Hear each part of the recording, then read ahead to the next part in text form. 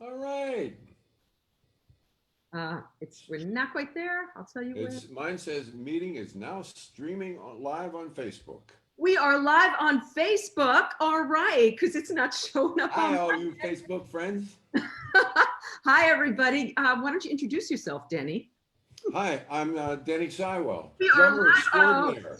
I have this extra sound coming up. Denny, I am Facebook. Oh, see, there you go. But I am so happy you're here. I have another screen open so that I can see the comments. I'm not really going to look at them because I'm going to look at you. But Okay. um, but I'm happy that people are going to be joining us, and we're going to give them. Oh, we got a couple people. We're going to give people time to. We won't do anything too important, but um, but this is like the important face off of the day, don't you think? Absolutely. Nice to be with you, Vicki. I'm really glad you're here, Denny. Yeah, I'm me too. looking forward to this for a long time. Me And too. It breaks the monotony of the COVID. so I want to talk to you about that because I lead the COVID crazies. Okay, now I just heard, is this true that you and your wife have been married for 53 years? Almost 54. Thanksgiving is 54. That is unbelievable. And you're Yeah, still happy I'm and the in love? luckiest guy on the planet. You She are. hasn't figured it out yet that I'm damaged good. You are the luckiest guy on the planet. Yeah. That's extraordinary. So I'm going to ask you how you met and all of that, but let's get back to the COVID question first. How are you guys? Michelle, is your wife's name Michelle? Am I getting that right? Monique. Monique. Oh It's God, Monique, yeah. Jesus. How are you But and she'll Monique? probably come running now. Anytime I I, call her name, she I, comes well, running. I would love to meet her. I was actually going to ask you if I could meet her No, she's not before. camera ready. She's All right, COVID ready. she's COVID ready. So how have you guys been? How have you guys been handling the pandemic? Well, thank God we have a nice home and a big backyard and a swimming pool, and we Nice. have total privacy around it. So it's not bad. She does 99% of the grocery shopping and stuff like that because Mhm. I'm a little more vulnerable than she is. And you know, we've we've had a few flare-ups, I must say, even after 53 years, that can happen. But it tests your patience, this darn thing of having every day run into another day, and it's the same thing. And what series can we watch tonight? And how many? We've gone through so many TV series. I don't really remember any of them. But then again, that's when I smoked so much pot, man, in my lifetime. Growing up, I mean, I could go watch a movie, and by the time you got home from it, they'd say, "How did that movie end?" And I'd say, "Geez, I don't remember." Denny, I'm glad you brought that up because pot was my drug of choice, and I Yeah, haven't smoked any in almost 20 years. But I know that we share a program of recovery, yeah. and so we're leaving COVID for a minute. We'll come back. What was your bottom? What got you sober? Oh, I was drinking a whole bunch. I mean, and I used to work at a place called Residuals in Okay. the Valley. It Uh-huh. was an actor's bar, and they asked me to bring music in, and so I brought music in. And at the end, the guy that ran the place said, "I can't pay you what you're worth, so why don't you just come in and drink whatever you want, keep a bar tab, buy some of the regulars." And I used to just get hammered there every day, and I knew that I couldn't stop drinking, and so it was just time to just give it up. And along with the drinking went all the other stuff. Because I used, musicians is part of our world. A little bit of marching or editing powder, they used to call it, and some marijuana to keep the creative channels open and stuff like that. It's all bullshit, is all it is, really. But yeah, my bottom was I just got sick and tired of not being able to quit, and I knew I was damaging my health, my career, Mm. and my marriage. She did not like it. Did you ever miss a gig? Did you ever fuck up a No, gig being stoned? No. no. In You're a fact, pro. I played. I used to do a lot of the big movie soundtracks, and one of the guys caught me. I was like a 110-piece symphony orchestra, and this music is very difficult. And some guy caught me out in the parking lot having a hit before we went. He said, "Are you crazy?" I said, "No, I focus so much better." So I did. It allowed me to focus in because when you're on the spot like that, if you screw up, man, it could be the end of your work.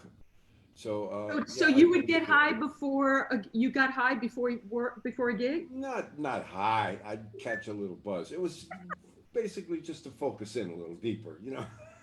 Okay, so tell me if this is true for you, Denny. I have found that I thought I was more creative. I thought I was a better writer. I thought I was funnier when I was stoned. It turns out it was crap. And that when I got sober, the work got so much better. Yeah, Have you found that to be true? yeah. Those 2 o'clock in the morning ideas that were so great. Write it down, and the next morning, oh, that was shit, you know. Yeah, Yeah. yeah. I'll Okay. never forget when I did get sober, though.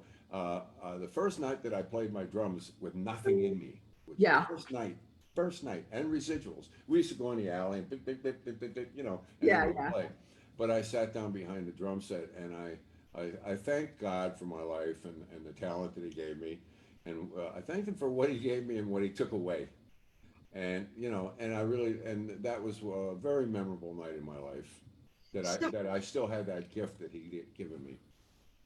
so the moment before you made the decision, like, did you wake up one morning and say, okay, I'm done? Was it in the middle of a day? How did you get sober? What was the getting sober like for you? Uh, well, I had just made a decision that I was going to stop drinking Hmm. because I was drinking so much, you know, I really shouldn't be drinking because I had a little heart experience a few years in '86, and I quit drinking in '91. So '86, I had an angioplasty done because I drank a little too much and I did a little too much drugs and all that, Right. and I died on the table while we were What? doing it. Yeah, it happens once in a while. But you know, died for a hot minute, hit the other side, came back, and so this Wait, is do you have any memory of that? yeah, sure. Oh, come on, tell. You have to tell. Was there a Well, white light?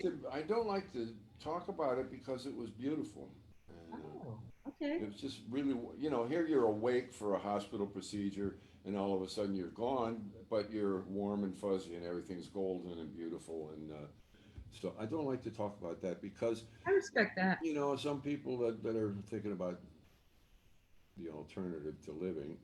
I just hate to be able to say anything that might influence the way they've felt about it, you know. I respect that. But Okay. anyway, Yeah. it was a beautiful feeling, and I got through it, and I was supposed to really take it easy Right. or risk having some serious health issues, and I did for 4 or 5 years. But when you're really stuck into alcoholism and you have the disease of it, it keeps telling you you don't have a disease, and after a while, the feelings come back, and then you drink at them, and that's what it was with me. That was my bottom. I was tired of drinking at my feelings. I wanted to do something about it. How hard was it for you to get sober? Easy, Really? How so? stupid easy. Really? I just checked into a 12-step recovery program, and I started going to meeting and hanging with people, and I was safe. I just Wow. felt at home. The minute I walked in there, I just felt at home, and it was beautiful. That's quite an endorsement. In And January the 2nd, it'll be 30 years for me. wow, Danny, that's amazing. Thank you for blazing the path. Yeah. Um, It's the only place where you get applause for running out of a burning building. well, no, if you're a fireman, I think you get applause for running out of a Yeah, burn. right. I think there's two places where that happens. Okay, so let's go back to the COVID thing. Yeah. So you and Monique, do you have other people in your bubble? Have you seen other people? Are you reclusive? How have you handled it? Well, thank God we have those Zoom meetings that we're on now, Yes. and I do quite a bit of those. I mean, I Yes. speak at a lot of 12-step recovery meetings, and I've spoken in Hawaii and Boston and Panama and all over the planet, you know, Mhm. Scotland for Christ. Um, but a lot of it is it really takes up a lot of your time and reminds you that you have a disease that needs attention. Yeah. So these Zoom meetings really help, and we do go out maybe once a week or something. We'll take a little drive, go up the coast, and you know, breathe some beach air, and maybe once in a great while we'll go out to a restaurant where you can eat outdoors. But we've only done that several times in the 7 months. How I haven't done that yet. Do you feel safe when you do that? Do you feel okay?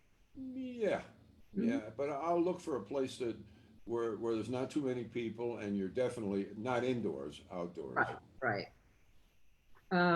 Okay, and I haven't been in a store in 7 months, but yeah, I miss that. I've been ordering everything in, and but so you're basically staying out of stores yourself because of pre-existing. Yeah, well, I've got a couple of things that doctors tell me I shouldn't take any chances. Good idea.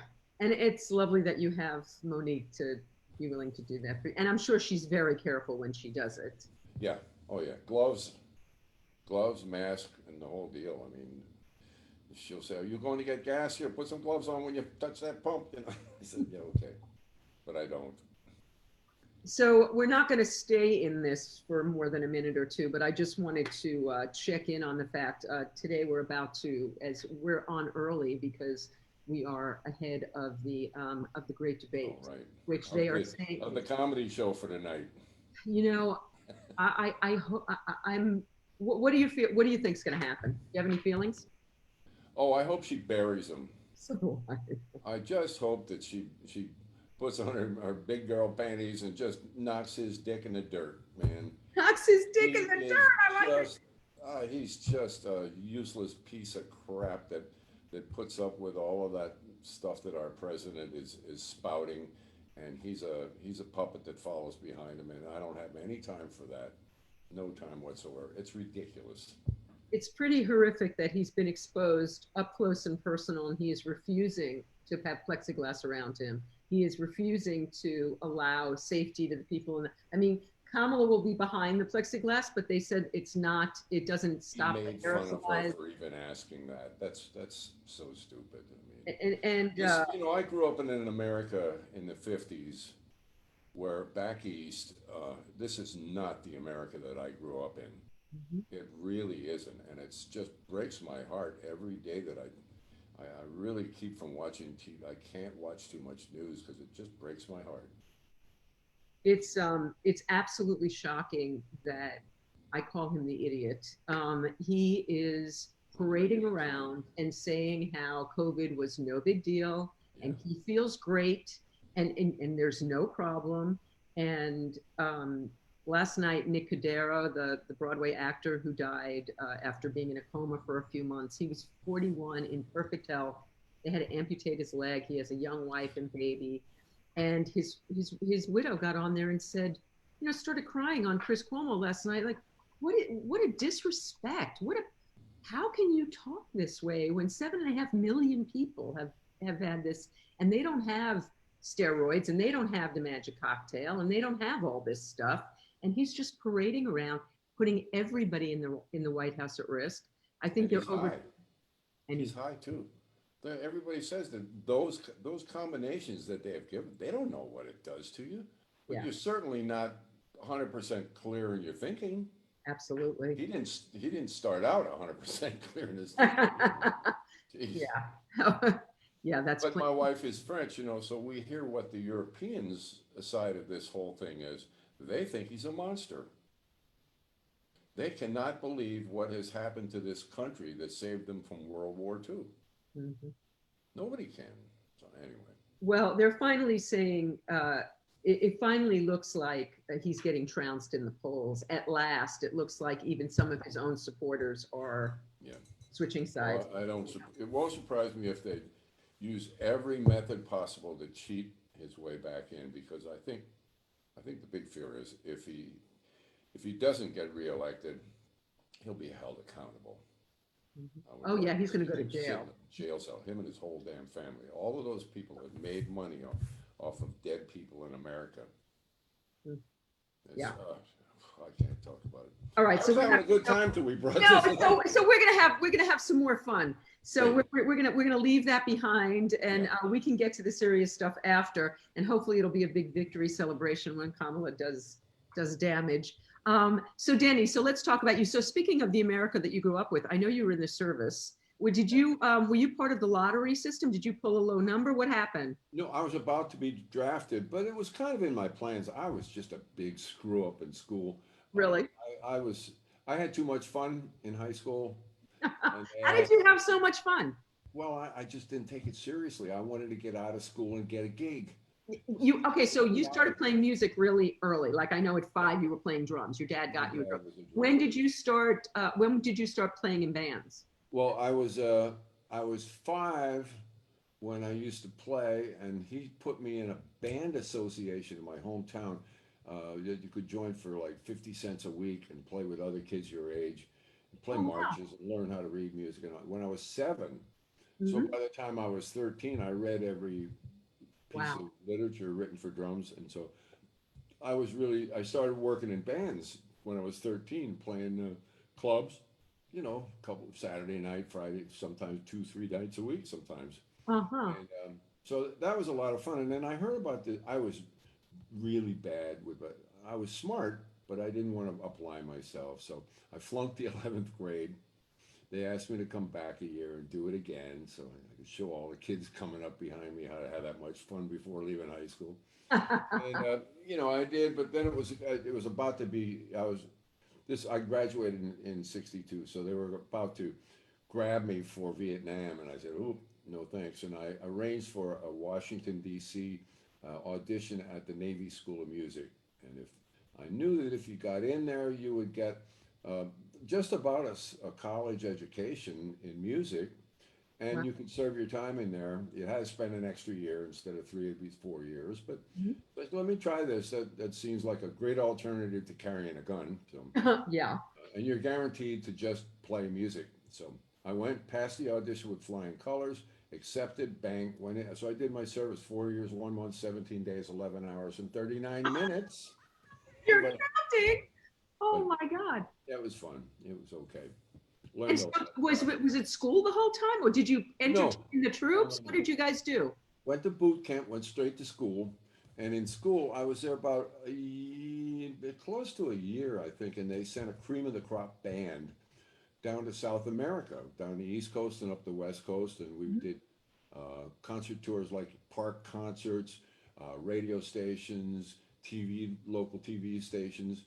We just entertained the people down there and gave little kits out like first aid kits and stuff to the schools and the kids and stuff. So it was an information tour set up by the United States Information Service. While the Navy part, they were teaching the other navies how to do anti-submarine warfare.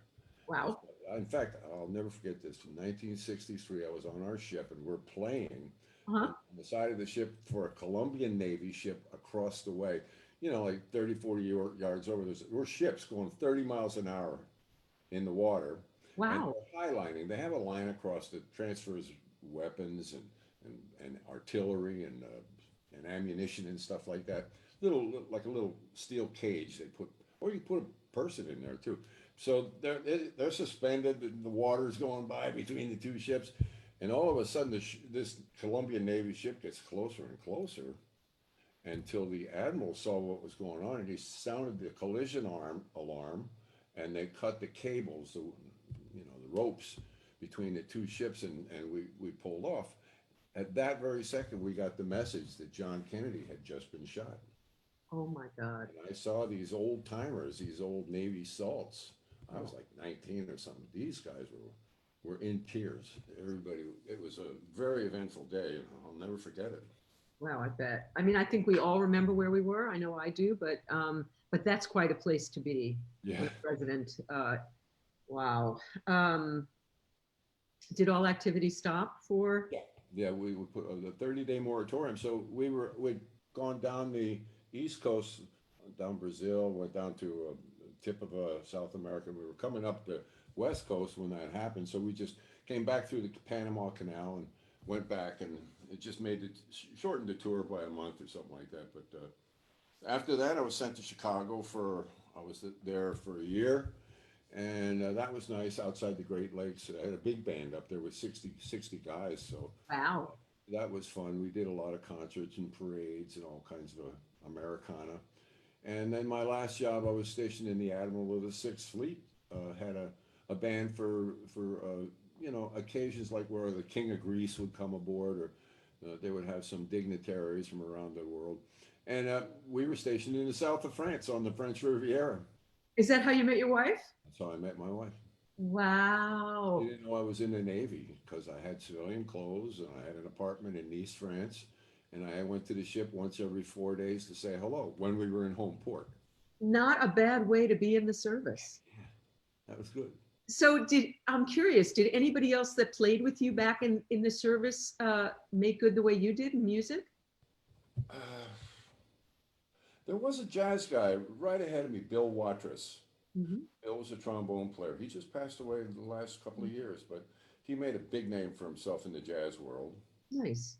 But other than that, I didn't hear of it. And oh, there was my teacher from the Navy School of Music was a drummer who ended up in Nashville. He spent 20 years in the Navy, retired, went to Nashville, became a session guy. His name was Kenny Malone. Still alive, still great, great drummer. Fantastic. He played on tons of records you would know, but one of his the favorite records I remember of him was he played on Dobie Gray's "I Want to Get Lost in Your Rock and Roll." Wow. Drift away. Good That's a, way. yeah, it was a great. So he's made a name for himself. But I was lucky. I was lucky. I got out of the Navy, went to New York, met all my heroes, and got a gig in a jazz club with Okay, we're Al going to talk Coleman. about jazz. It was it Paul Williams' brother that I know Paul Williams' brother wrote a hit song, and I think it was Drift Away. Is that the one that he wrote? Do you know? But yeah, I don't know. I'm not.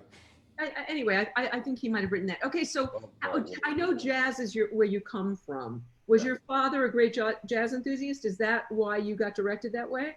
yeah. Well, big bands, not so much of the modern type jazz, but yeah, he was. He actually played from my area in Pennsylvania is close to Lansford, Pennsylvania, where the Tommy and Jimmy Dorsey came from. Oh, So the wow. Dorsey brothers started in my area. My dad actually played with them for a short time before they made it big. Okay, what did your dad play? Drums. Your dad was a drummer. So Okay. when I was 3, he used to take me. There was a place called the Flagstaff up in Mock Chunk, Pennsylvania. No, you have to stop because we're going to talk about the Catskills because my thought, okay, I know you played the Catskills, but not Yes, that I did. flags. Okay. Oh, And that these was the places, Flagler. there was a little town 4 miles from my town Uh-huh. called, today it's called Jim Thorpe, Pennsylvania. I know Jim Thorpe. Wait, what was And your town called? Lee Heighton. Do you know where Easton is? Is it near Yeah, Easton? yeah, it's Okay. 20 miles from Easton. Okay. But Jim Thorpe Mhm. uh, was in the beginning, in the turn of the century, it was Mauch Chunk, Mauch Chunk, Chunk. And it was like a gorge, and it was a beautiful setting, and there were 13 registered millionaires in that town at the turn of the 1900s Wow. because they were all railroad magnates, the coal Mhm. mines and the railroad magnates. And so, yeah, it was just an incredible. And my dad used to play up the top of this mountain. There was just a great big, like a round club where big bands used to come in. And I sat there and watched them play when I was 3 years old, so I was smitten. And so, and your father did this for a living. That was his gig. No, That's what he did. No. no, he kind of did it for a living, but when I was born, he got a straight gig because I had a brother and a sister, and they came a couple of years. He just wanted to be responsible, and he got the regular gig and played music on the weekends. And did he continue to play throughout his life? He did up to a point, then that kind of started to get dried up, and I was around the age where I could start picking up some of that work. So I used to get some. It's not that they didn't call him; they called me, but yeah, he gave it up just before I turned a teenager, I guess. And he got to see you have great success, I assume. Yeah. Oh, one of the most. This is Americana, but my little town had a band shell in the park, in the Mhm. center of the town, Of course. and we both played. My kid brother plays drums too. My kid brother's Daryl. Mhm. He became the band director at Jim Thorpe High School, and he retired from that after many years of being.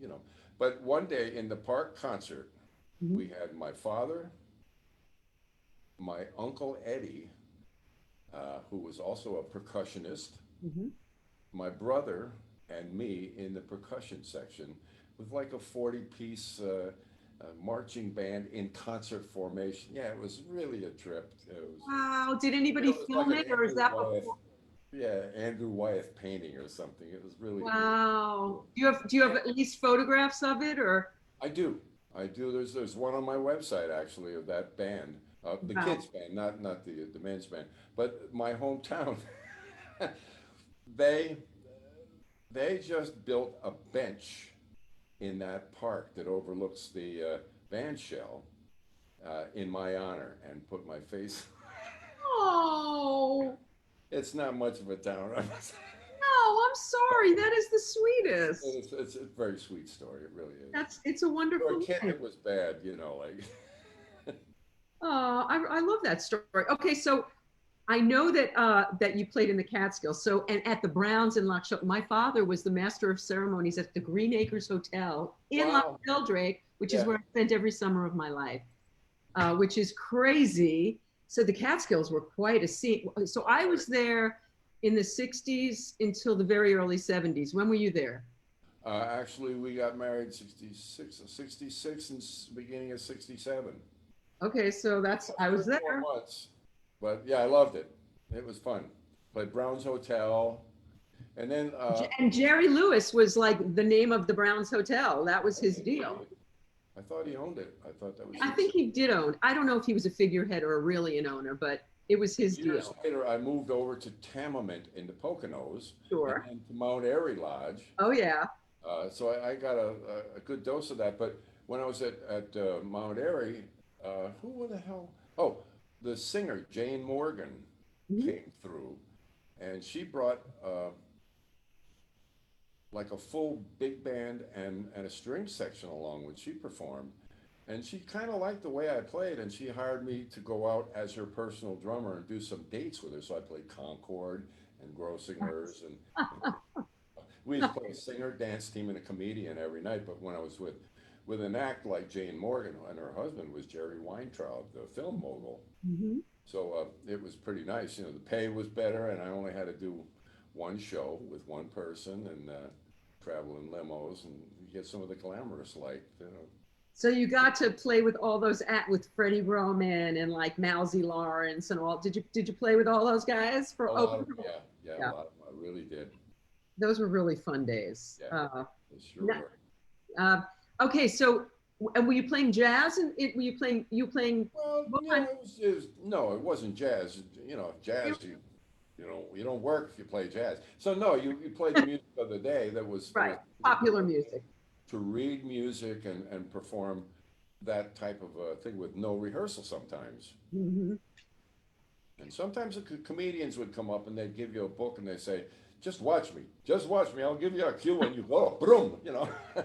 And it was so, I'll never forget, what's his name, Myron Cohen. Oh wow. Myron Cohen said, my wife's cooking so bad, pygmies come from Africa to dip their arrows in it. Oh my God. Oh, I get, so you were part of the house band that like played behind like Steve Lawrence and Edie Gourmet and stuff like that. Right.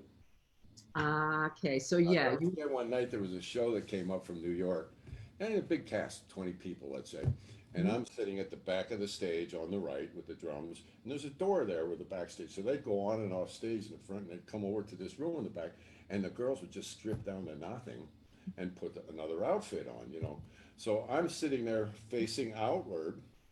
The door's over here to the right, my music is to the left, and I Mhm. have to watch the music because they're dancers, and I got to catch all of this stuff, you know. And the Right. conductor's over here, but I did the whole thing like this, watching them change. And the conductor says, "What the hell happened to you, Denny? You were such a good drummer, but you messed that show up terrible." Hey, Snuffy says hi. I just saw Snuffy's on. Oh, beautiful. And Toby Simons is screaming hello and thank you for your service. And she's a big fan. She sees you all the time at the write-off room. Okay, so how did you go from playing the Catskills? I imagine you were playing some jazz clubs in the city Yeah.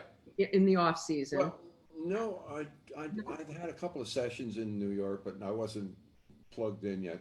Uh, How did most of sessions start for you? How did you break into that world? that was a guy named Russ Savakis, who was a contractor, Mhm. and he lived in the Poconos. So he was called in one night when our bass player had something, couldn't make it.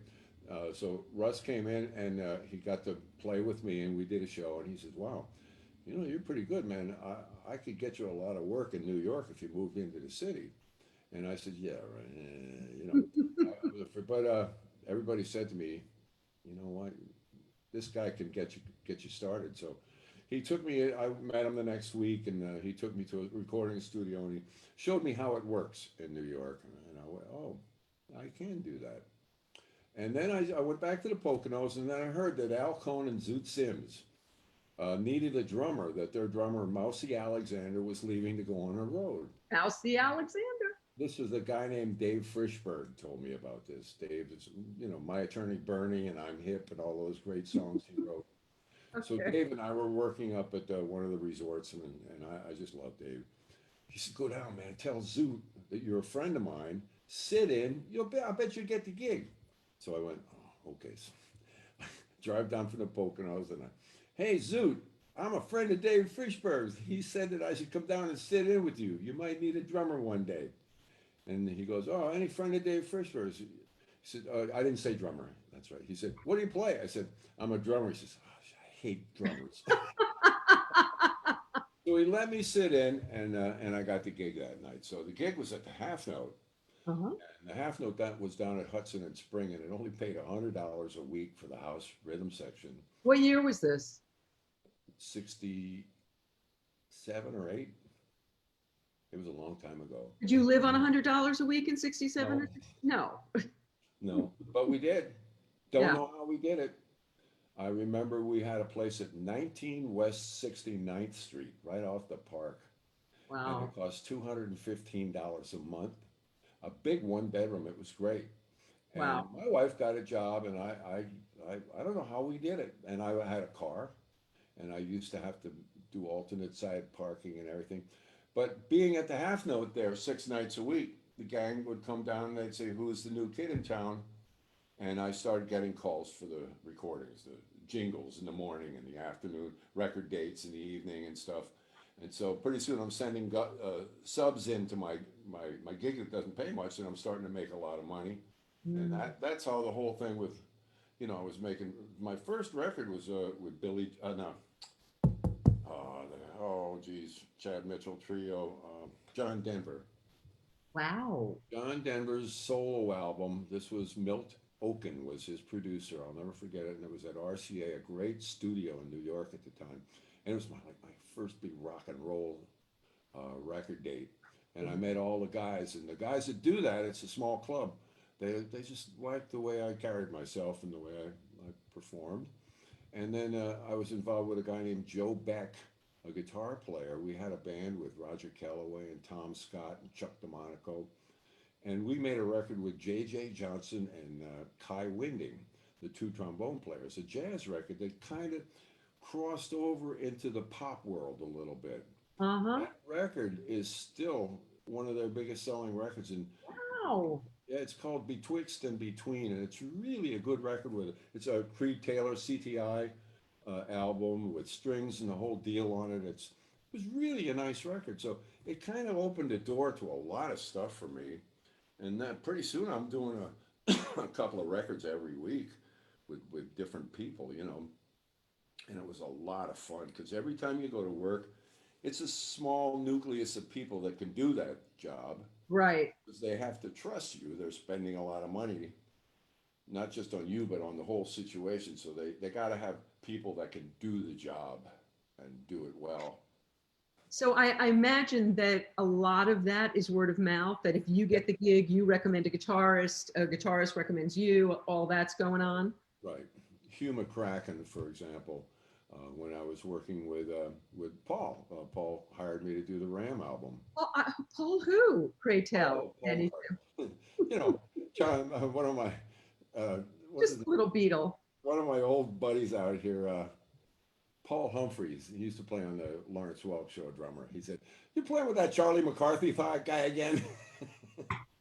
He always used to make fun of him, but anyway, you know, it was I was working with Paul. We did the Ram album, and So wait, let's talk about how that happened. But by the way, Alan Rosenberg is on here. Do you know Alan's a wonderful actor? And hi, Alan. I'm glad to see that you're on here.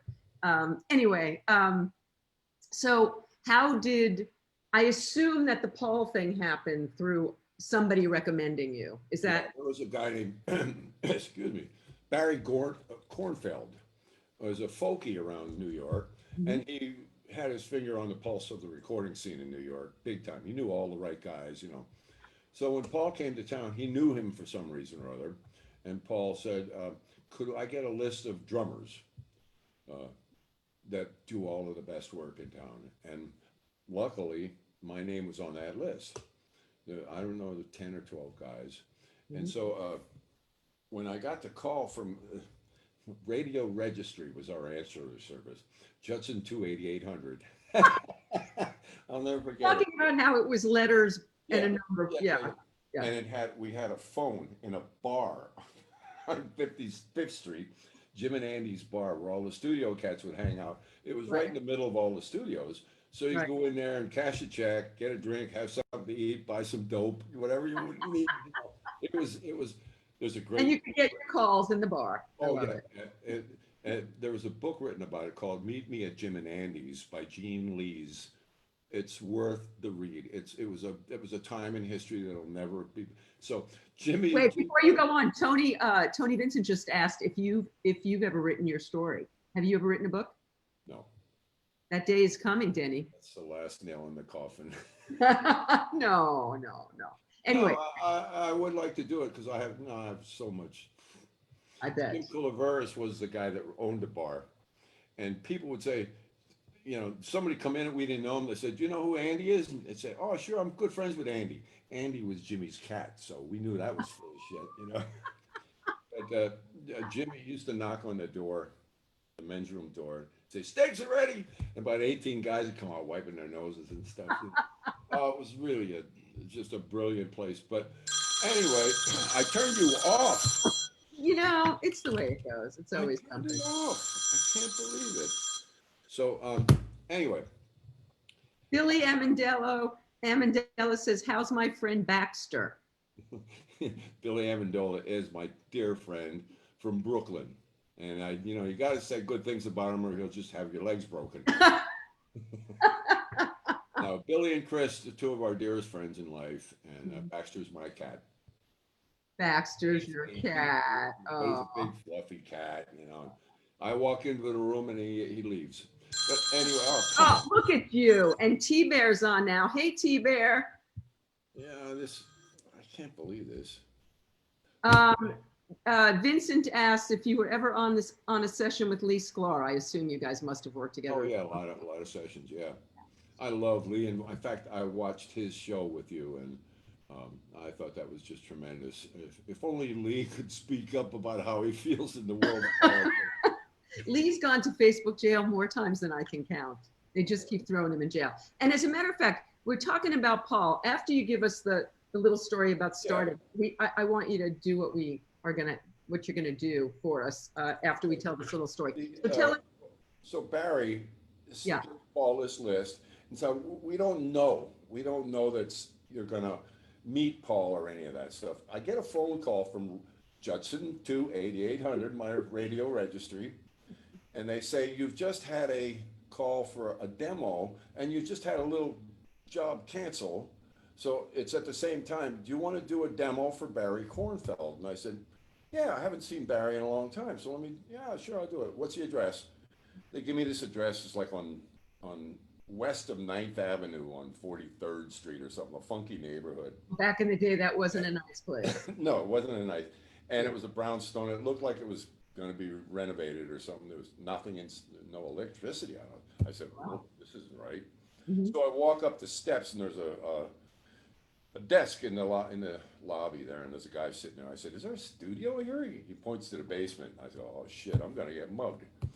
So I walk down to the basement. There's Paul and Linda in a ratty dirt floor basement with a set of drums sitting in the middle of the room. They're sitting over in the corner of the room. I said, "Hey, you're Paul McCartney." He goes, "Yeah, I know that." I said, "What's going on here?" He said, "Well, we're looking at some drummers. We're going to make a record here. Do you mind playing for us? And I said, no, I don't mind. You got a guitar or something? Play with me? He said, no, just you. Wow. Oh, I see. Well, I guess if you can't get it on by yourself, how can you get it on with somebody else? You know. And he liked that, I think. So we laughed. And I said, what do you want to hear? He says, just play some rock and roll. So actually, I sat down and Wait, so what do you play for Paul McCartney? I just did Ringo. You know, I was just getting, went nuts a little bit, hit the tom-toms and just rocked out a little bit. He liked it. He said, okay, play some shuffle and some this, some that. I played a couple of different kind of beats for him. Mhm. And we had a little interaction. It was very nice. He liked my vibe. And you could see that I could handle myself behind the drum kit. So he said, great, that's all I need.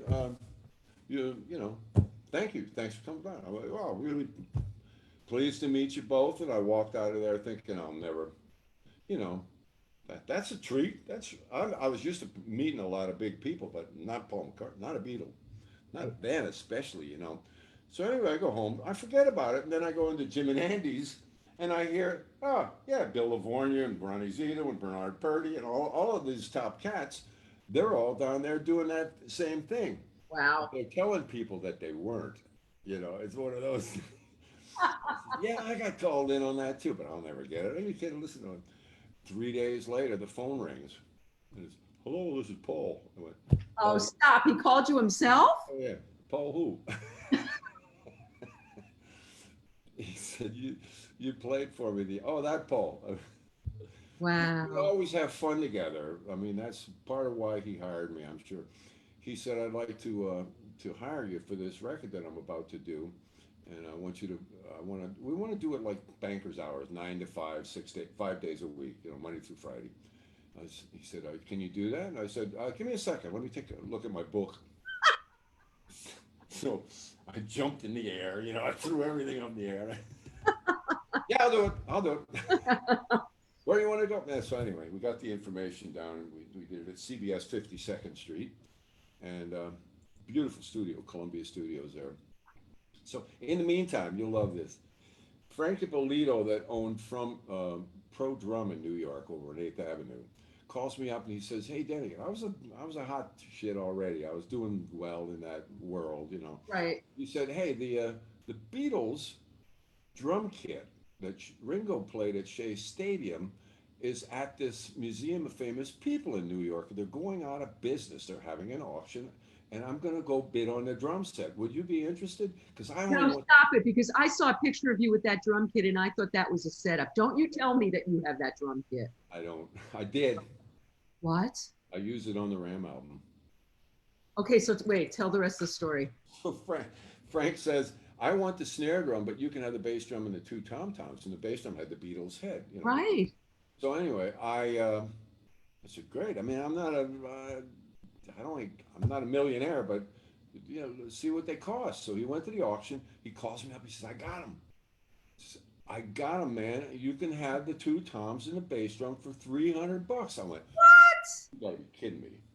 So I said, Stop. right down. I went down, picked them up, Beatles head and everything. So I had my father's snare drum and that Beatles drum set, and Paul walks into the studio for the first day of the Ram album. And he goes, "Hey, man, nice to see you again. Is that your drum set?"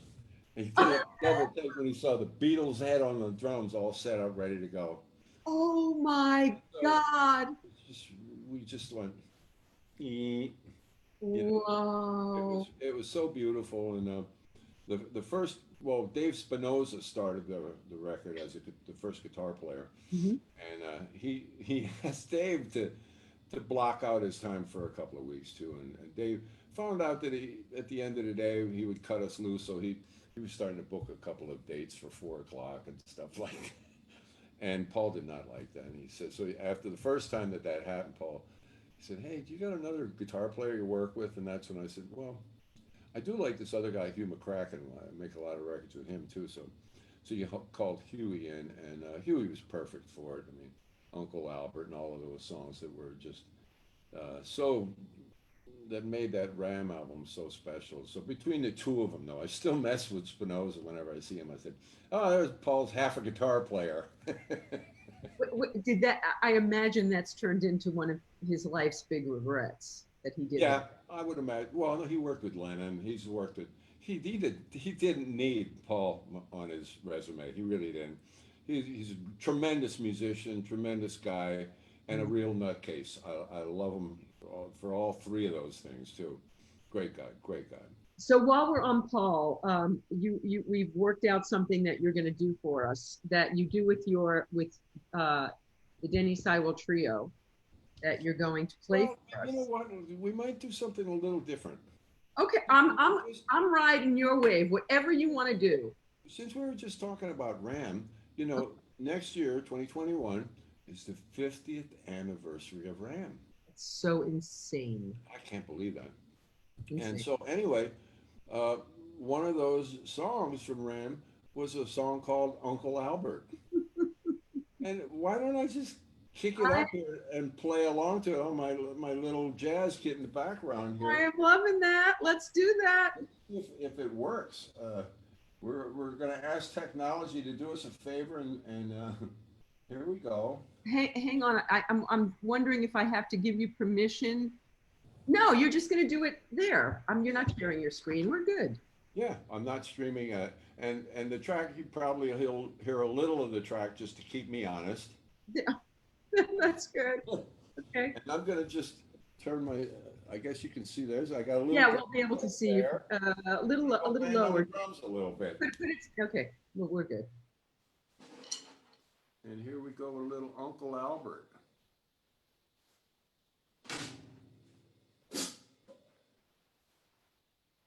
Anytime. We're so sorry, Uncle Albert. We're so sorry if we caused you any pain. We're so sorry, Uncle Albert. But there's no one left at home, and I believe I'm gonna raise.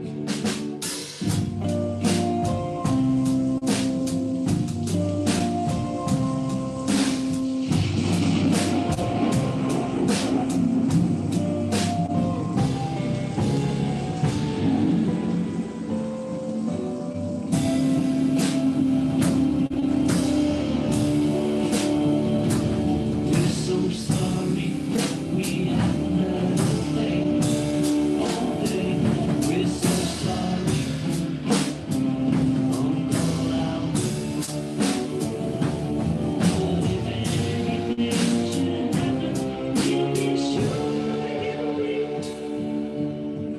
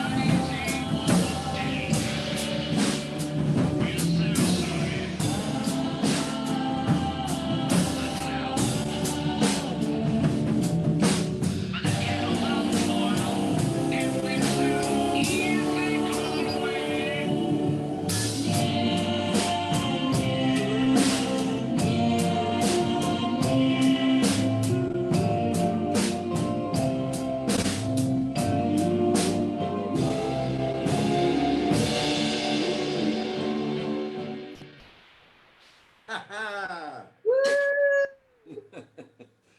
How's that? Did you hear everything? Yes, and it was so fun. Thank you Oh, so great. much Thank for you. doing that. We'll do some more music during this. That was Yeah. so fun, Denny. Thank you. My Yeah. pleasure. And it was one of those things where uh, I know Ringo. One night I saw Ringo, and he says, "Oh yeah, you played that Uncle Albert thing where it goes into three different sections." I said, "Yeah, we did it in one take too." You know, I was telling you before we went on the air that when I was looking up all your videos and I was finding such amazing things on you and with Paul and with your trio.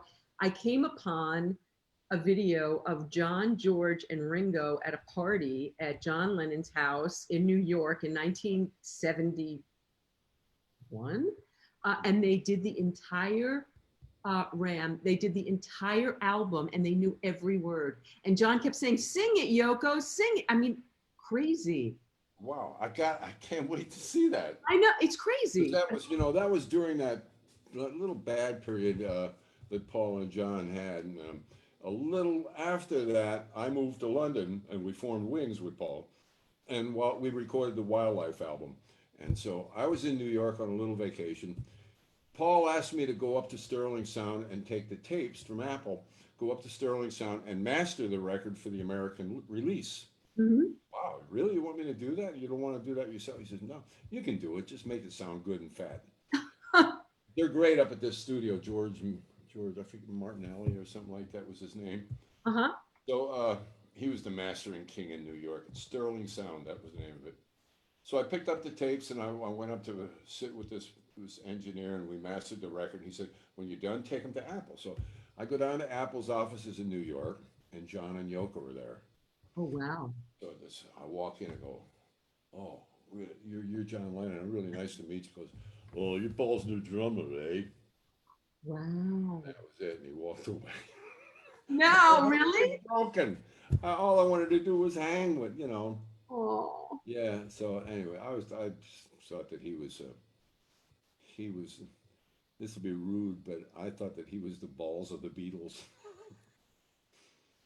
I just really wanted to meet him, and it was just at a poor time anyway in history and stuff. So anyway, Did they reconcile while you were still yeah, playing with Paul? They did. they were planning to do something together too. I think they were writing together secretly. I'm pretty sure of that, but they were great friends. Come on, the last time I was in Liverpool was a couple of years ago for the Beatles 50th. We performed there, and they took us on I a saw special. some of the videos, yeah. Yeah, we with Mark Hudson and Joey Mullen and those guys.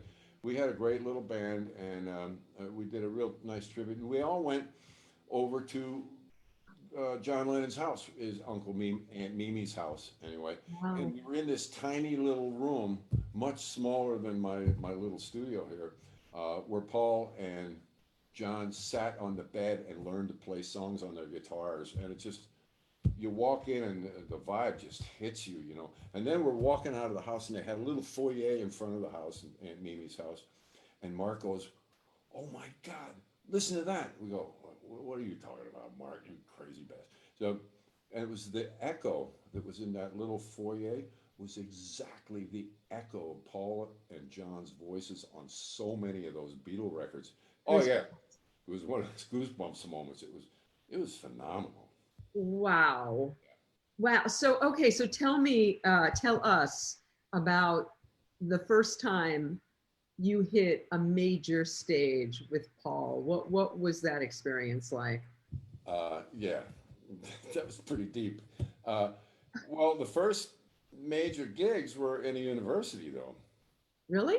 Yeah, we set out unannounced, without a gig, without a hotel, nothing. We had an equipment truck, the two roadies, Ian and Trevor. We had a 12-passenger van with the wives, the kids, the dogs, and we just set out. We started driving up north, and we stopped at I don't remember now. I think it was uh, something anyway. We stopped at a university and went in and said, "Is there a place where we can put on a show?"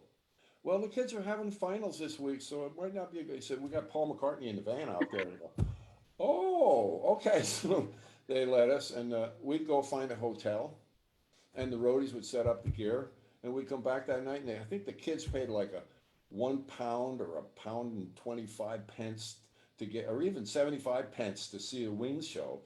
We did not. We sat up. The first one was in a lunchroom at the university, and I don't know how many people, kids were there, but we didn't have enough material to do a whole concert. So this So is before you did the first the first Wings album. What yeah, was? yeah.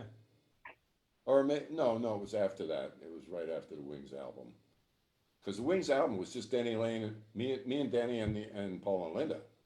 That was it. Henry wasn't even in the band yet, so we added Henry, so we had two guitar players and a lead, and we did the university tour, which is 11 or 12 shows. I don't remember, 10 or 11 shows.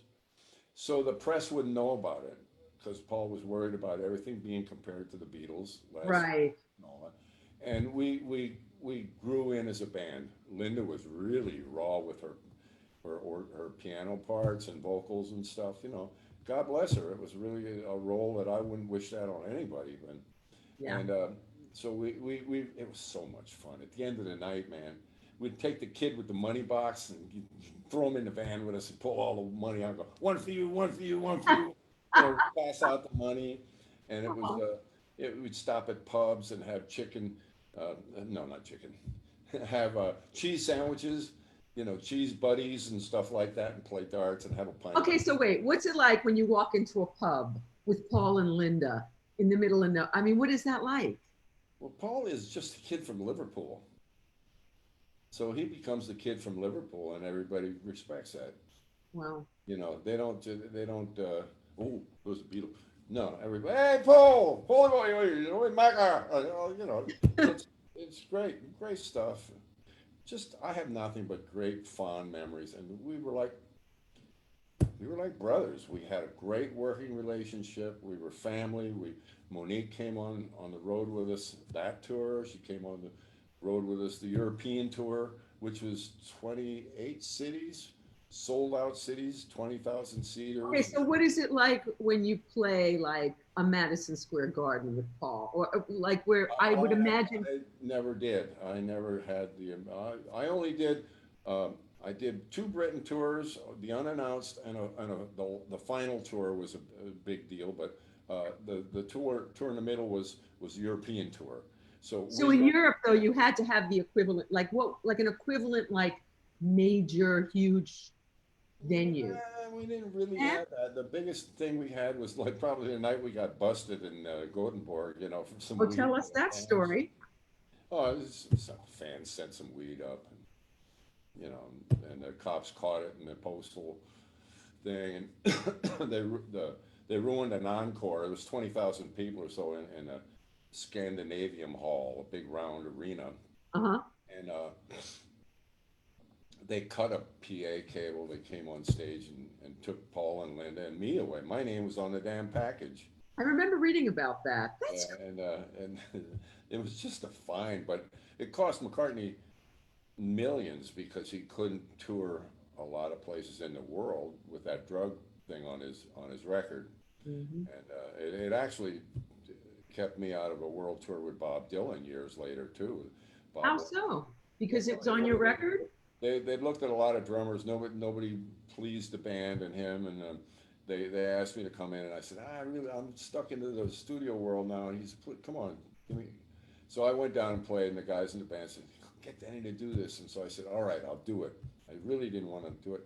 So I take my passport down for visas in clearance and stuff the next day, and he gets a word back from his business people that we can't get into Japan or Australia with Denny because of that drug bust with McCartney, even though I had really no part in it, but it was part of my record. So, but little did I know, I went there, Japan and Australia, with Rick Danko from the band Uh-huh. and Joan Armatrading later, and had no problems getting in. So I probably could have done that tour if they would have played their cards right. Just Mhm. submitted stuff at that. But anyway, Joe Friday asked what it was like playing in the early shows in Scotland and the UK before Ram hit with Paul. it was beautiful because you know he was really giving the world a new, fresh, honest look at what he was about to do. Mhm. He says there's some rough edges here, Mhm. but I believe we're gonna. He really wanted us to be a band like the Beatles were, and he wanted us to be on call 24/7. And we go to the press office, we do interviews, we do photo sessions, we did he said, I want the public to know each and every one of you, just like John, Paul, George, and Ringo. Wow. That's And that lovely. was his wish. And he wanted this to be a band where he could call the shots and not get gruff about it. You know, Mhm. I'm sure that was part of it too, even though he never said that. But Mhm. because he gave us free rein, he never told me what to play. Except Wow. on Uncle Albert, when we were recording Uncle Albert, the first part I came up with, he said, "Nah, it's not really what I wanted to hear on that one." He said, "Can you find something that goes along with the vocal? That's a little too plain." I went, "Oh, okay. Why don't I just play along with the vocal?" And he said, "That's brilliant." So, and that's the only time he asked me to change anything I came up with. Somebody just said Denny Seiwell, the voice actor. Yes, you've done voice stuff, haven't Yeah, you? 1985. Tonight on NYPD Blue. No, I never did that. But I used to do a show called uh, The Lazarus Man. The Mystery of the Lazarus Man continues. No, I've Huh. been with the same agent, Vanessa Gilbert, since 1985, and I dabble in it. You know, I've got a voiceover studio in You have a my. great voice for it. It's fun. You don't have to carry drums. So yeah, your instrument's a lot lighter. So I know you did a lot of film work. You did a lot of TV work. That you did a lot of Gary Marshall. Gary Marshall was in my living room. I love Gary very much, and I know you did music on Laverne and Shirley, Happy Days. I'm friends with a lot of those actors. How was that work, that TV work for you?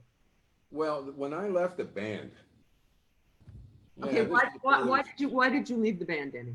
this is the part of the story that I don't care about. It was like there were some difficulties after the Beatles broke up, and they had some legal crap going on that was really nasty, Mhm, and it encompassed us in Wings as well. mhm. And there was a court receivership, and we were when we joined Wings, we had an agreement that we would all be shareholders in the band as far as royalties and everything, you Right. know. And that just didn't happen because of this other stuff, and after a while, the right steps weren't being made, and I just saw that here I am in one of the top bands of the '70s, if not the top band, they said, and Mhm. I had nothing to show for it. My career was just getting away from me, and I just made a pretty bad decision. Rather than sitting Paul down as a brother that he was and saying, "Hey man, you got to do better than this. Something's got to. I can't keep flying back to New York, do some jingles to pay my American Express bill, you know." So I wasn't making enough money to live, and Mhm. after a while, I just said, you know, something's wrong here, and it's. I take responsibility for a lot of that. I didn't sit him down and talk to him, but I just left.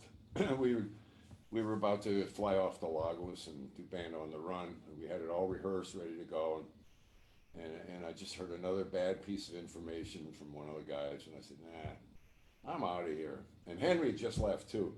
Henry was he and I were very close, and Henry just said, "Nah."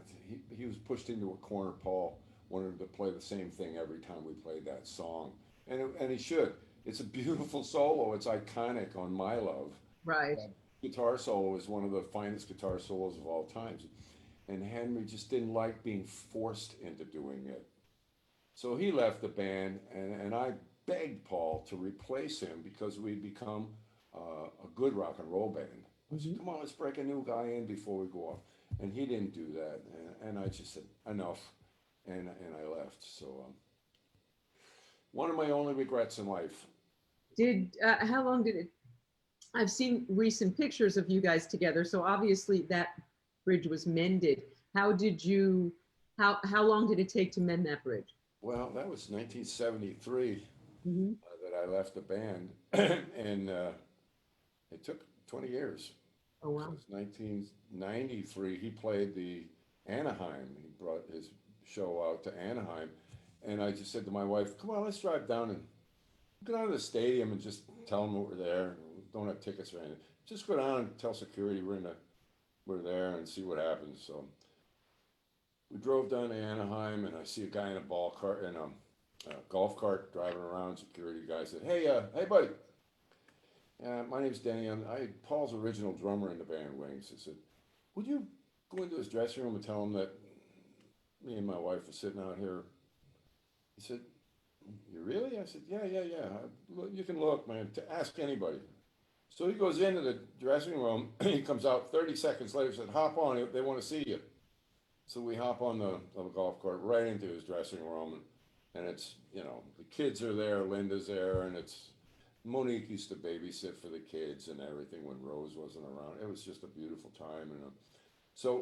And Linda gave us the home phone. So I'm probably the only guy from the past that still has a really close relationship with him. And Monique and I do both. And we Wow. pretty regular and talk pretty regular and text and all of that stuff. Have you played it all together since then? No, I told him anytime. Right after Linda passed away, though, I talked to him about doing something, a benefit for Linda's Food Company or something. And actually recording artists, actors, and athletes, Rad, asked me to go over and approach him on doing a Wings reunion. And so I said, well, I don't know, let me see. I called him up and he said, well, let him fly you over. I'd love to see you anyway. So they flew us over to see him. And while we were there, we were down at the studio in the south of England. And, we were just hanging out and having a good time. He said, we're going to reissue some of the early music from the band when it was just formed and do a documentary. So, uh, you know, he wasn't really interested in the reunion idea though, because he said doing a reunion without Linda would be like doing a Beatles reunion without John. Yeah. And I said, I got it. I get Yeah. that. So anyway, but I helped him with that. I think it was called Wingspan, the Mhm. documentary, and it was really good. It was a nice piece of work, and I gave him some backstage footage that we had. I used to have a cheap from 52nd Street. There was this camera store that I bought a little video camera, 8 millimeter or something, Super 8 or whatever it was called. But we had dressing room scenes that were. He uses it in his show, the concert, and on those documentaries. He used it several times already, so that was really great. And I just got to spend some time with him after Linda passed, and we got very close after that. And what can I say? I would drop anything and go play with him at any time, and he knows I love that. it. So, so how thrilling was it when Live and Let Die became like the biggest song that like ever was on the earth ever? Like, You know what? It was big, and it oh, was thrilling. But you know what was even every time I'd go to New York and I'd rent a car and go up to see my folks in Pennsylvania, and I would turn on the radio, My Love seemed wow, to get more play than even Live and Let Die did. really? Oh my God. Yeah, it was a huge, huge, huge record. But thank God for Live and Let Die. I mean, I watched Paul write it. We were all up at the house, and he said, yeah, I read the book the night before. They want me to write the theme for this movie. And he sat down at the piano and he started thinking, James Bond, dun-dun-dun, some chase stuff. Dun-dun-dun, dun-dun-dun, dun-dun-dun, dun-dun-dun, dun-dun, dun-dun. So there's the chase bit. And then he wrote a he did some nice melody stuff. And then he said, we got to put some reggae. It's in Jamaica. So we were like deep into reggae at the time. So he came up with this little reggae bit. He wrote it in 10 minutes. And we Oh had my our God. instruments there. We broke all of our instruments out in the living room up at the house there in St. John's Wood. And we just set up around him and we started learning some parts to it. And apparently he ran a 2-track or something after we were kind of happy with the arrangement. And then he sent that over to George Martin, and George wrote the arrangement for the orchestra. We had like a small 40-piece orchestra. Small 40 piece. Well, no, it's usually 110, but Is it really? it can be, yeah. A lot of the films are, but Wow. and we recorded up at George's studio in London called Air London, and Wow. it was amazing. I mean, we were in and out with a completed track, mixed, overdubs, vocals, everything in 3 hours. What? Yeah, it was scary. It was scary good, and it was really a tremendous effort on everybody's part. Ray Cooper was called in to play percussion. He had the timpani, da da da, ba boom, da da da, ba boom, and he had duck calls on all the reggae bits, and we had a big string section, and the drums were in the middle of the room, or over on one wall, but Mhm. they were open a little bit. It wasn't totally enclosed like in a drum booth. Mhm. And we only did maybe 5 takes or something in the beginning, and we got the magic on one of those early takes. And they Wow. just put the rest of the vocals on it and did a couple overdubs and mixed it, and we were out. We were done. Okay, so I know you didn't want to do this earlier, but I'm going to try and twist your arm because I love the version that you do with your dance trio. Can I get you to do it? With the trio, yes, sure. Yes. Okay, great. I gotta You pull it guys, up you're in on for my a iPad. treat. I just love this version of Live and Let Die. Well, I always wanted to have a I always wanted to have an organ trio. I love jazz organ, you know, and I have this incredible guy that I'd met and played with, Joe Bagg, who is an organist, and John Chiodini, a beautiful guitar player. He used to play He with is, Natalie Cole. he's amazing. He He is truly amazing. is. He's one of the God's gifted him immensely. He's And so amazing. we played together one night at a club out here in Woodland Hills. A buddy of mine owned a restaurant, and we just for kicks, and Uh-huh. we said, "Oh my God, this is good. Let's do it again.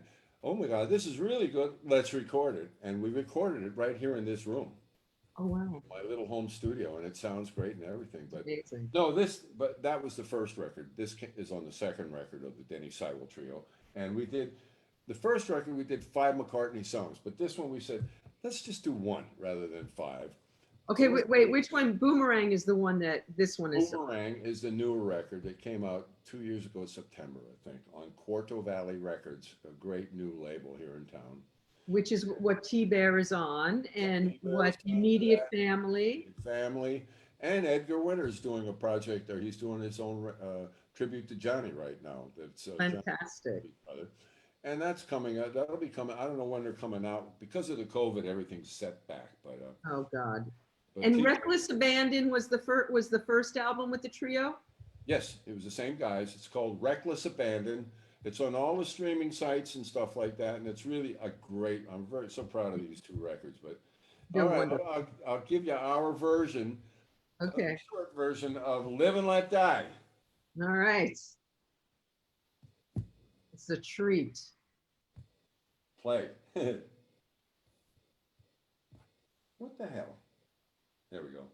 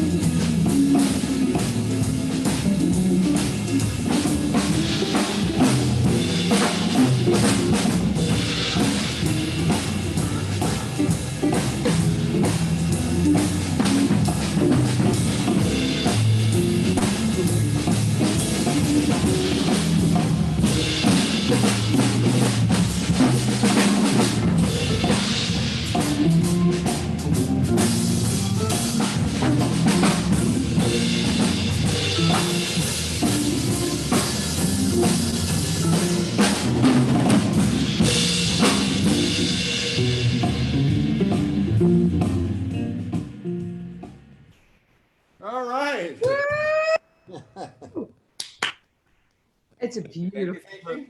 it's a beautiful version. Oh, it's so much fun when we recorded that. We recorded over at NRG Recording in North Hollywood, and I got a mix together immediately and sent it over to Paul. He just loved it. Oh. I said, "Why don't you use this as your play on and play off music when you guys are coming on stage?" Nice. So, all right. So we have to talk about some. You've worked with so many incredible people. James Brown. What was that like? Oh, I can tell it. Okay, everybody in the studio, the playing studio, everybody was white. Everybody in the booth was black. James was producing Hank Ballard, and we're in there, group in between tunes or something. We're in there. We got a hellacious groove going, a really nice groove. And Mhm. James comes flying out of the control room, and he gets a hold of Hank, and he goes, "Hank, this is too good for your record. This is going on my record." And he jumps in the vocal booth with Hank, and he starts singing. And it was called "The Funky Side of Town." And we did a couple of tracks with James that day. So it was all happenstance. It wasn't planned, Wow. but it was great fun. And I'm proud. It was the Goodfoot album, which is a great record.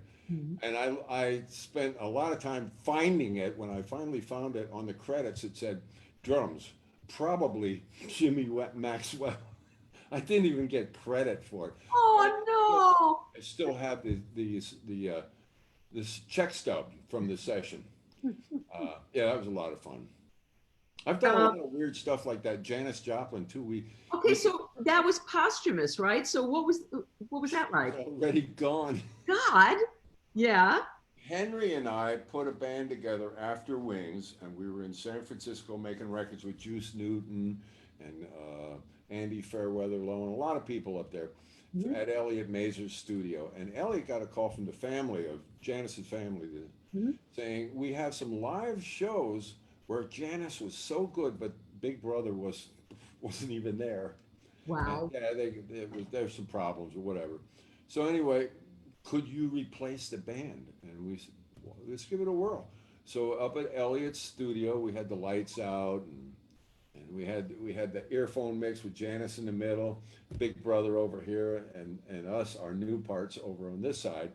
And we just ignored this for a little bit, and you know, and we replaced Big Brother on a handful of tracks for that album, and it's called "Farewell Song" by Janis Joplin. It's her last recording on CBS.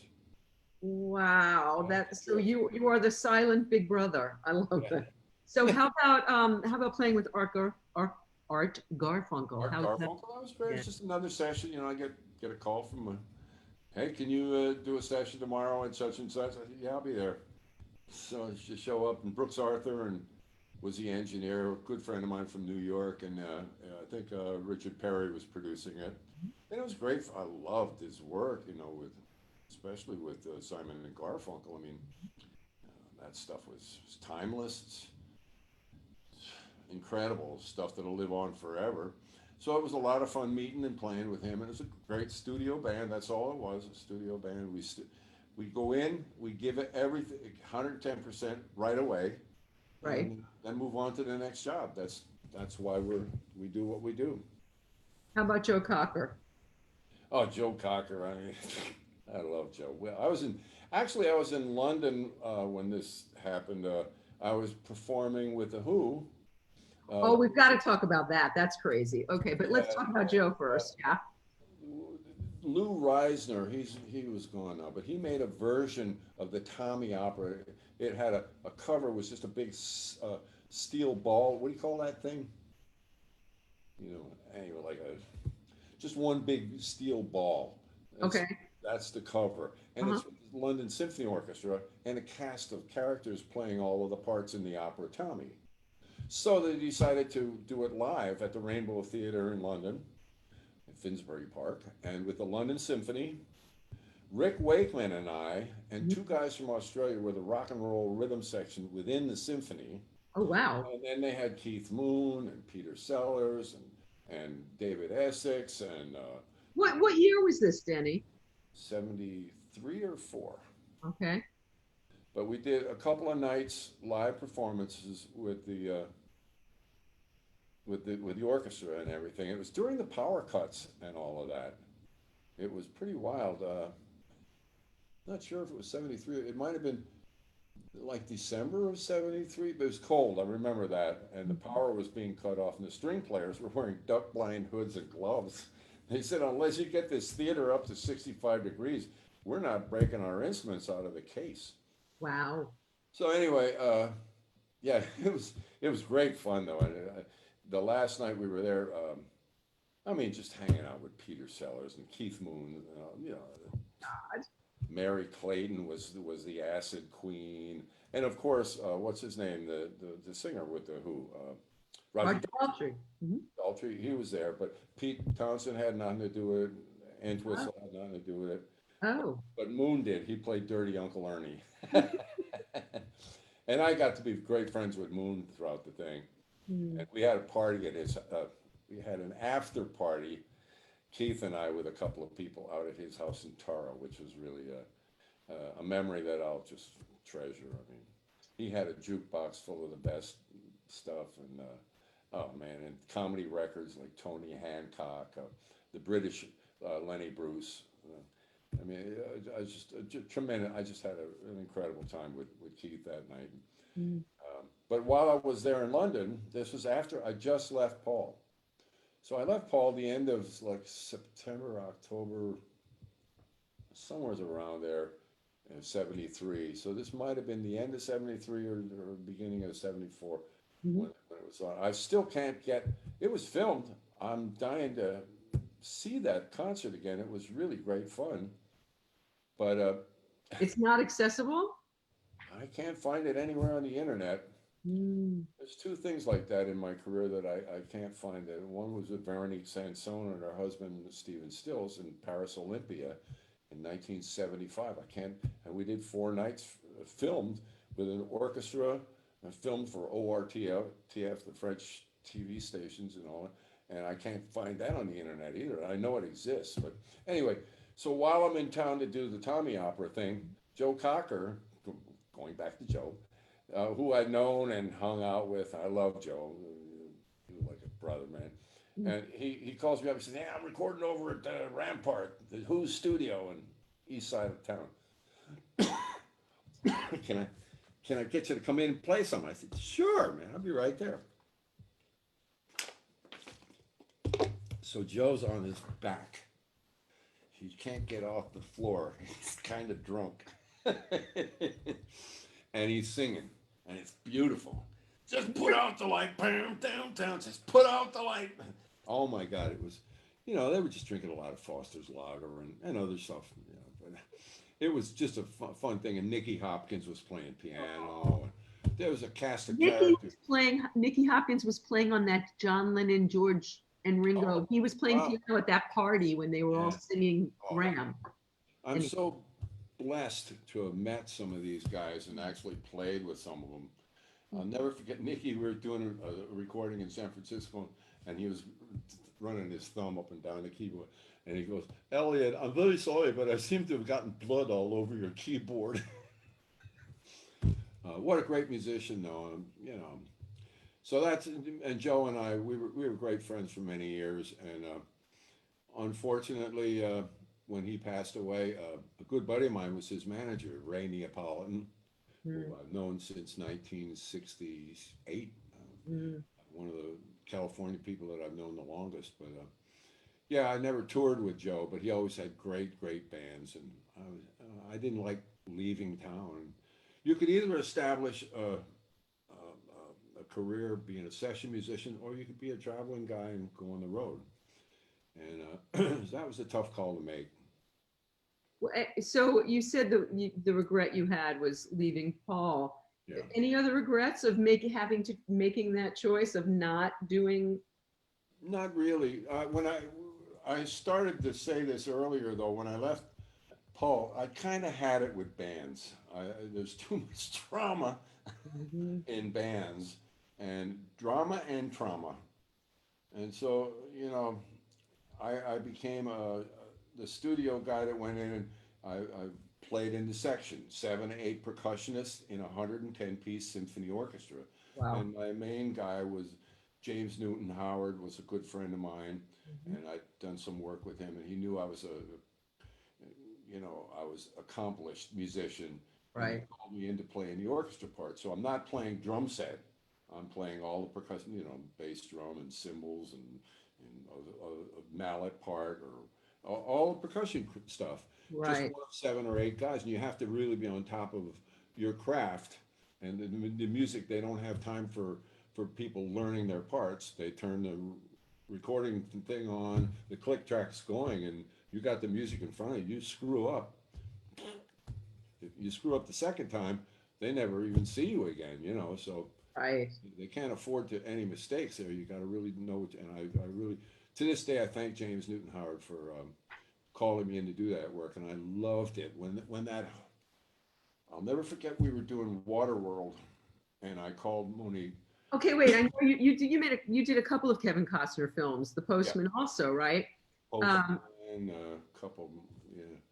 so okay, so do you get into that through the music? Do you get into that because how did you get into those doors? Oh, James wrote it. Okay. And James, it's kind of a political situation here in LA. There's a nucleus of guys that do all that work. They're kind of symphonic players. There's no jazz musicians, no rock musicians. So they don't trust a rock musician or a jazz musician. They're talking about symphonic players. Right. And James knew that I could do it, and he gave me a shot at it Uh-huh. simply because I have really good time. And they need somebody to really make an orchestra play in time. Yes. So I had a purpose for him, and I could read the parts and play the parts and all that. So anyway, we were doing Waterworld, and I knew that there was a cue coming up in the afternoon session that was like a big lush string section, a love scene kind of thing. So I called Monique. I said, get out of work early. She worked downtown she was vice president of a damn bank. She's down Wow. there.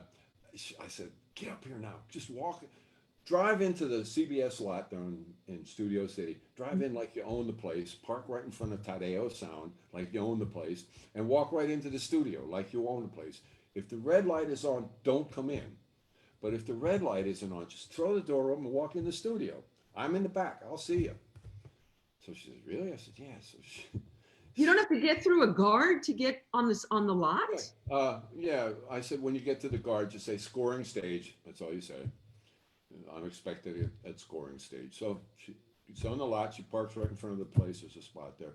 She walks into the studio. The light's not on. She opens up the door, and we were rehearsing this beautiful thing, 110 piece. These strings. And I could just, it stopped her. She just stood there. And when you hear an orchestra, 110 pieces in a room like that, it just stops you. Ugh. And I looked at her. I was in the back in the percussion section, so it's quite a distance up. I could see the look on her face, and I started crying.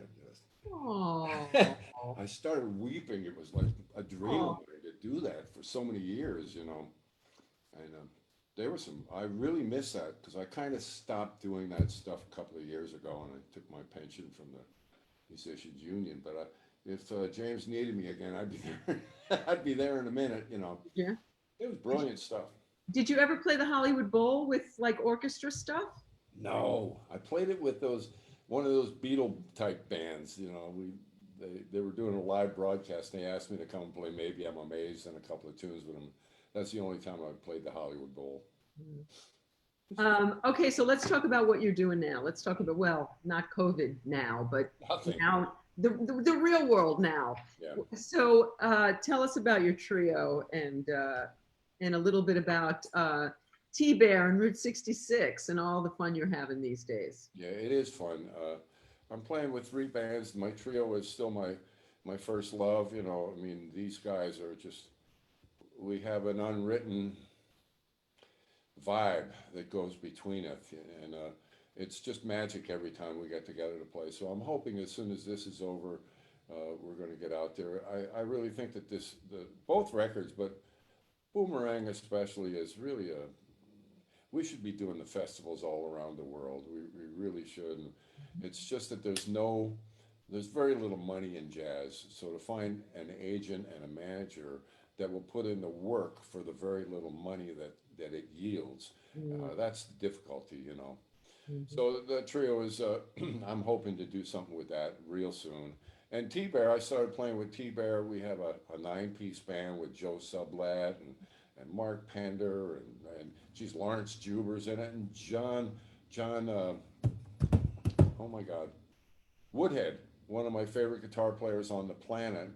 And then we have another kid, Max, that plays the organ, and Paul Ill plays the bass.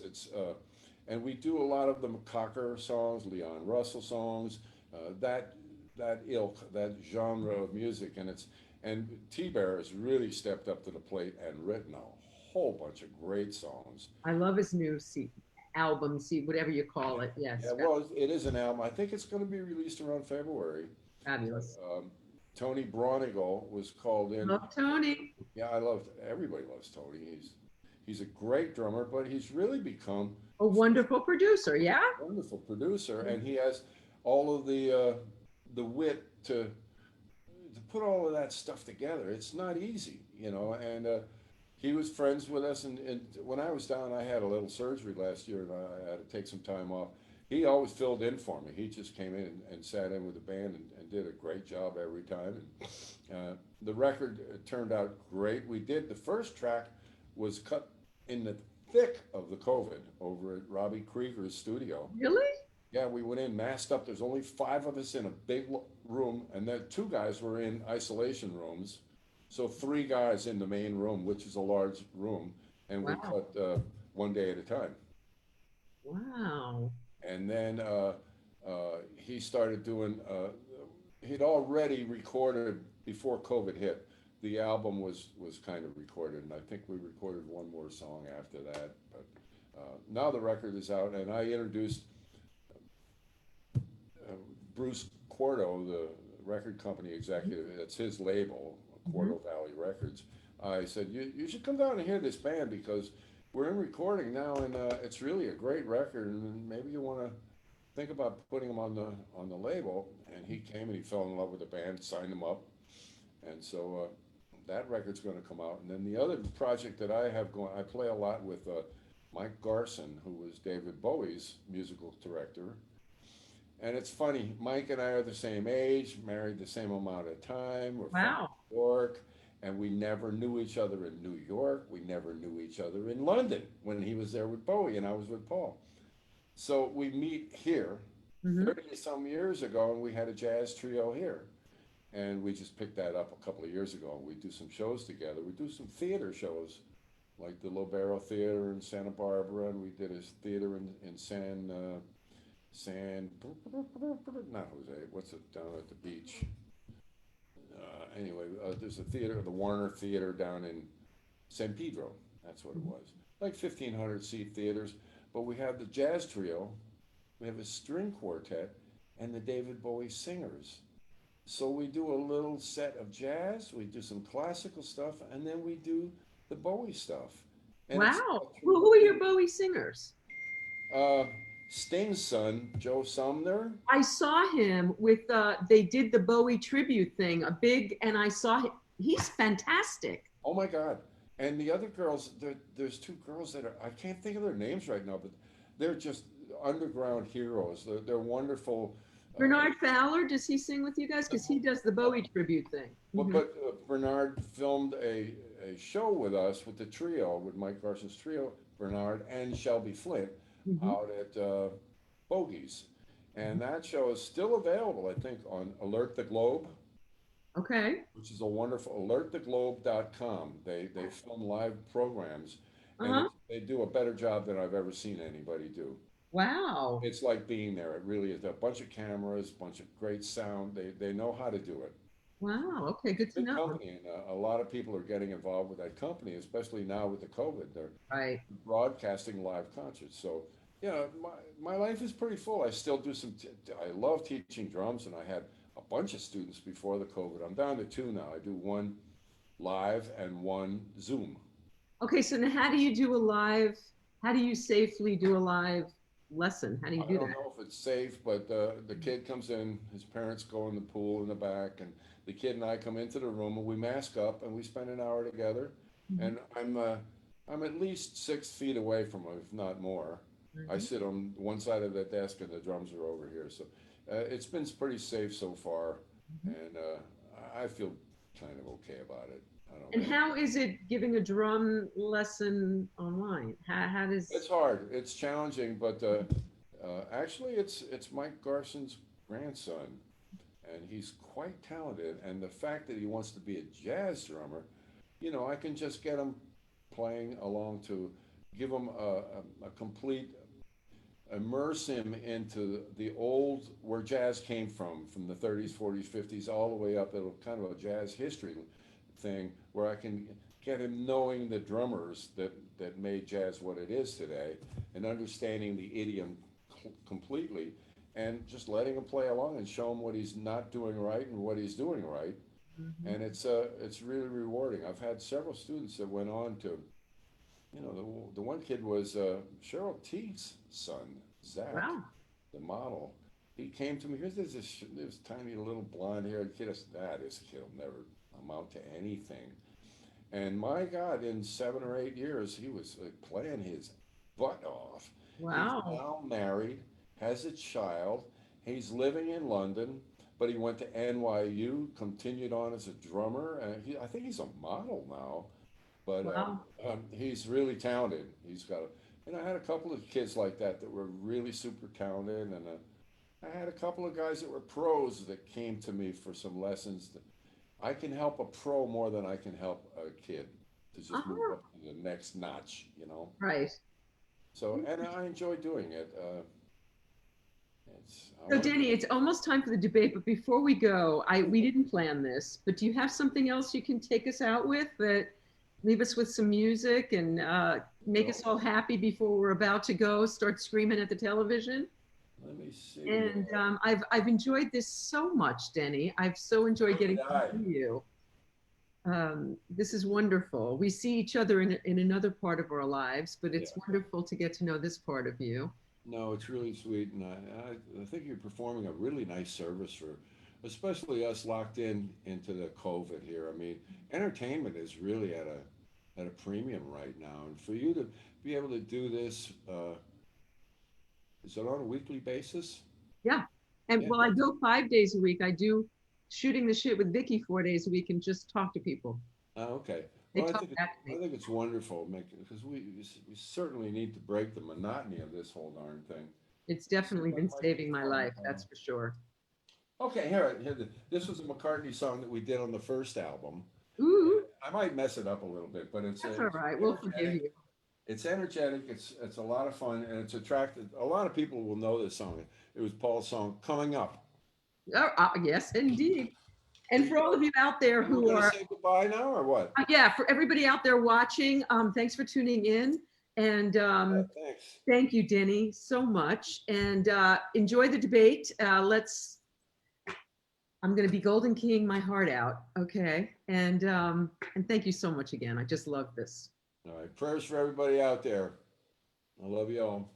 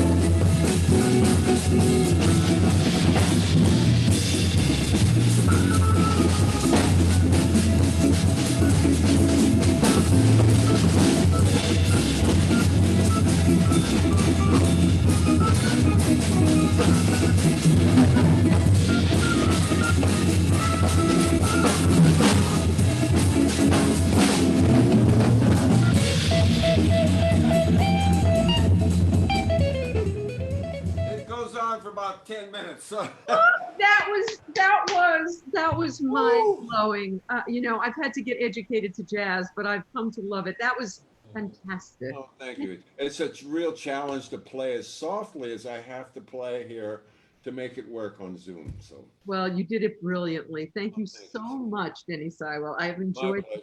it tremendously. Okay, so go Blue. Let's go watch some debate and go Kamala. Thank you. Hallelujah. Thank you. Take Love care. you. Bye.